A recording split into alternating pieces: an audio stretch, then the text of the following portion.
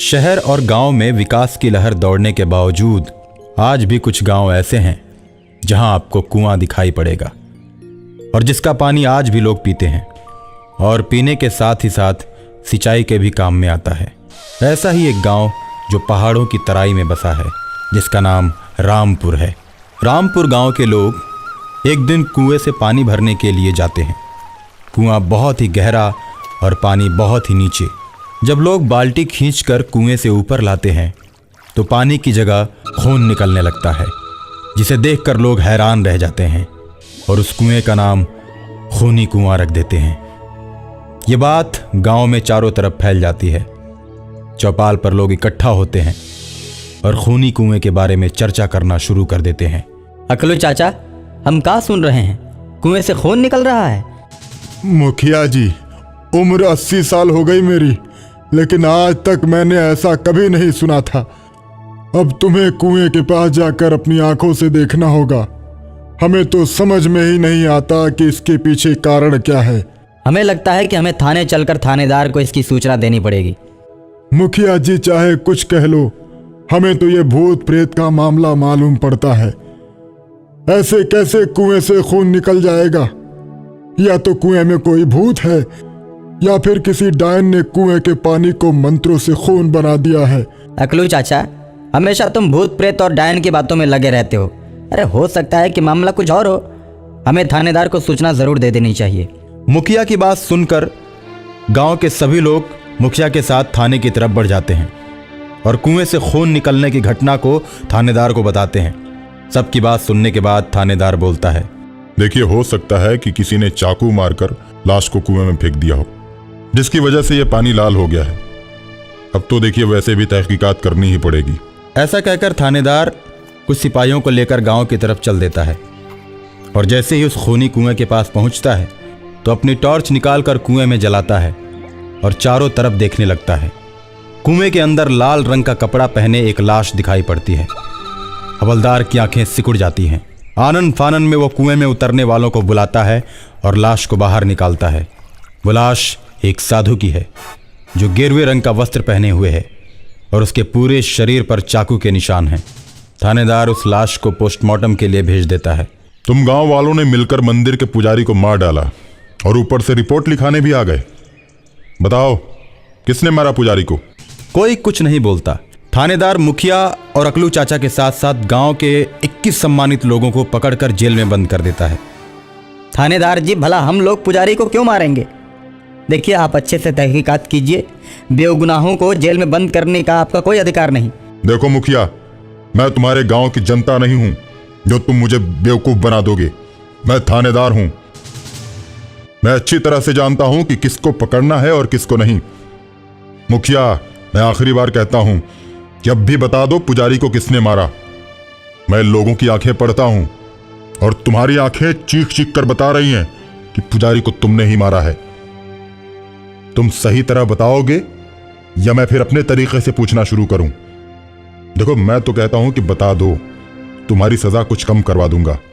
नहीं तो फिर समझ लो कि मैं जब अपना तरीका अपनाऊंगा तो तुम सही भी बोलोगे और तुम्हारी सजा भी बढ़ जाएगी। मैंने भी बहुत दिन तक नेतागिरी की है थानेदार साहब। कानून की थोड़ी बहुत जानकारी तो हमको भी है। जब तक कि मेरा दोष साबित नहीं हो जाता तब तक आप मुझे नहीं पकड़ सकते।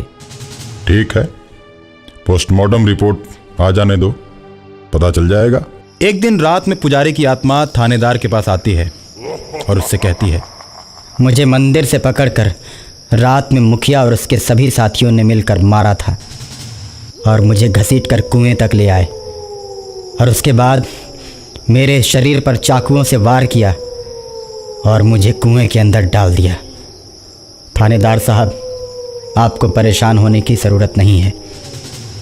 इतना कहकर पुजारी की आत्मा गायब हो जाती है और रात में मुखिया के सामने प्रकट होती है और मुखिया की गर्दन को पकड़कर पुजारी की आत्मा उसे मार देती है और उसके बाद उसे घसीटते हुए कुएं तक ले जाती है और उसमें डाल देती है और उसके बाद थानेदार के पास आकर बोलती है, मैंने अपना पहला शिकार मार दिया। जाओ, कुएं से उसकी लाश को निकाल लो। थानेदार को लगता है कि वो रात में सपना देख रहा है लेकिन सुबह उसका सपना हकीकत में बदल जाता है और सुबह कुएं से मुखिया की लाश बरामद होती है।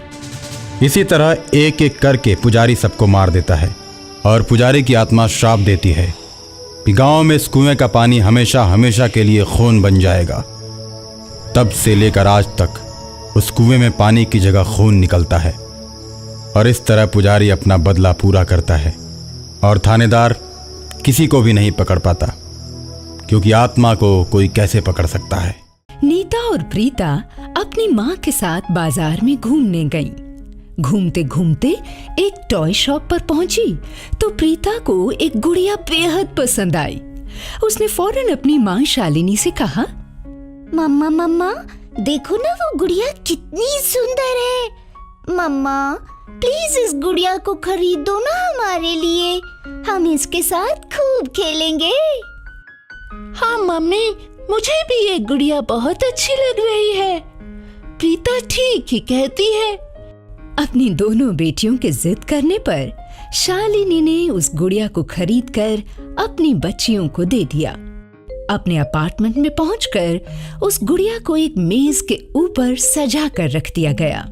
जब रात के समय शालिनी, प्रीता और नीता गहरी नींद में सो रही थी कि तभी वो गुड़िया अचानक से मेज पर से गायब होकर पड़ोस के मोहन के घर में गई और रात के अंधेरे में उसने मोहन का गला दबाया और उसे मारकर उसका खून पी लिया।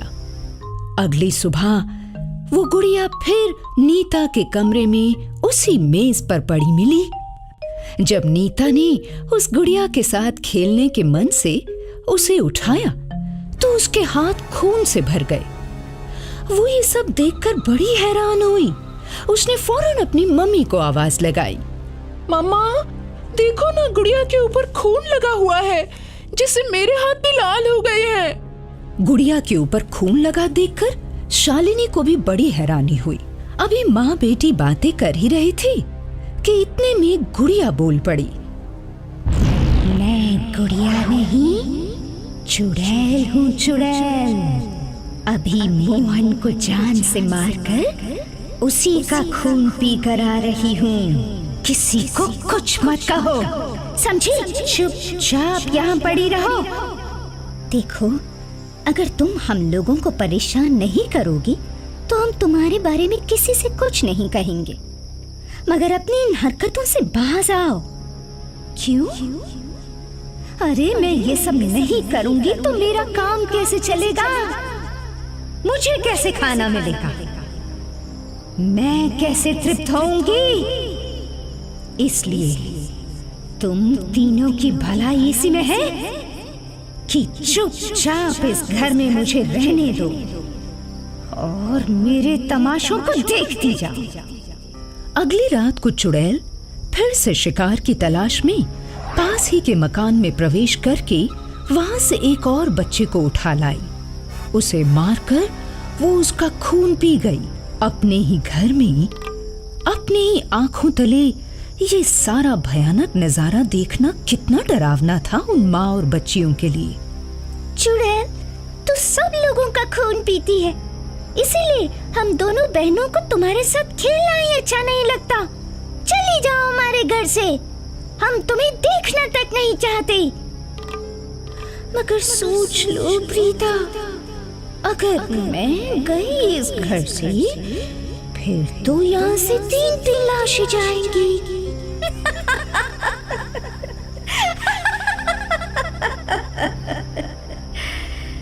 अब बोलो प्रीता, क्या करोगे तुम? देखो चुड़ैल गुड़िया, हमें तुमसे कोई नफरत नहीं है। हम तो ये कह रही थी कि कल तुम हमारे साथ स्कूल क्यों नहीं चलती? तुम्हारा मन लगा रहेगा स्कूल में, क्या कहती हो? अगर तुम मुझे अपने स्कूल ले जाना चाहती हो तो बेशक ले जाओ।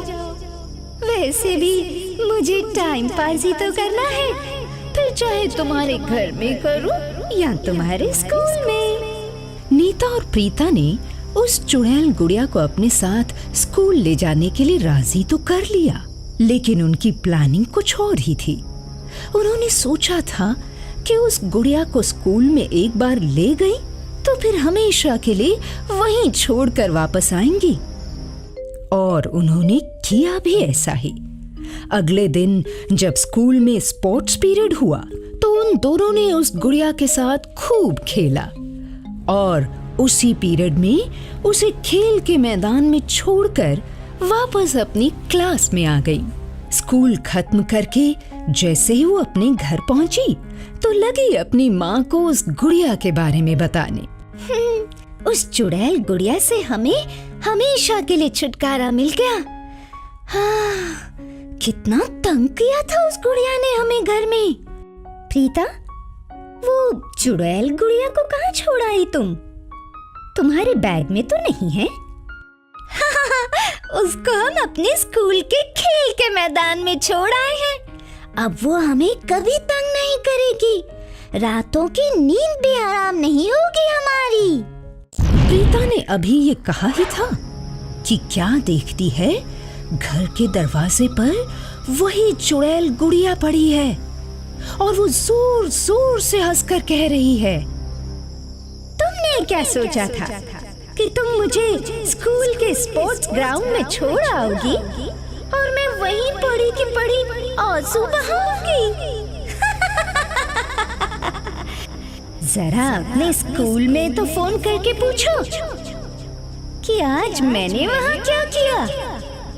तुम्हारी दो सहेलियों को मारकर उनका खून पिया है, मगर अब तुम प्रीता मुझे रोज अपने स्कूल ले जा सकती हो। भाई यहाँ पर तो 3 ही लोग हैं खून पीने के लिए, और उस स्कूल में इतने सारे लोगों का गर्म गर्म मीठा मीठा खून। देखो चुड़ैल गुड़िया, तुमने मेरी सहेलियों को मारकर अच्छा नहीं किया। मैं तुम्हें अपनी खिड़की से बाहर उठाकर फेंक दूंगी, समझी तुम? भाई इतना गुस्सा सेहत के लिए अच्छा नहीं है। अब चुपचाप मुझे उठाकर मेज पर रखो और अपने सोने की तैयारी करो।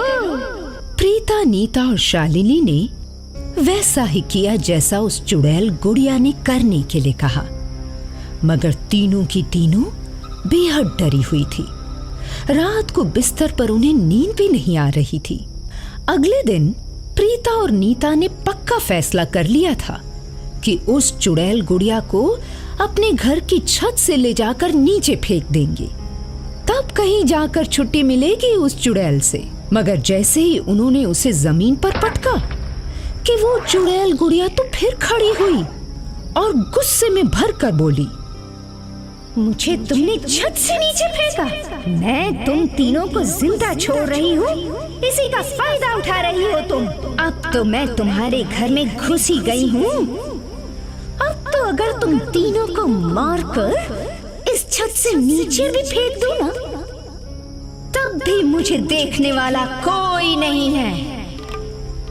उसके बाद तुम्हारा घर मेरे रहने का स्थान बनेगा और मैं तुम्हारे घर में रहकर आसपास के फ्लैट्स के सभी लोगों को मारकर उनका खून पीऊंगी। चलो चलो, दोनों बहनें सबसे पहले मरने को तैयार हो जाओ। अभी उस गुड़िया ने दोनों बच्चियों को पकड़ा ही था कि तभी उनकी माँ शालिनी अपने साथ अपने पड़ोसी मोहन के पिता को लेकर छत पर पहुंची। मोहन के पिता हनुमान जी के परम भक्त और मंदिर के निरंतर सेवक थे। जैसे ही उन्होंने देखा कि बच्चियों को वो गुड़िया छत पर से नीचे धक्का देने जा रही है, उन्होंने फौरन अपने गले में से हनुमान जी की वो लाल माला निकालकर गुड़िया के ऊपर दे फेंकी, जिसमें से एक अपार शक्ति प्रकट हुई। और फिर हनुमान जी के आगे तो कोई भूत प्रेत टिक ही नहीं सकता।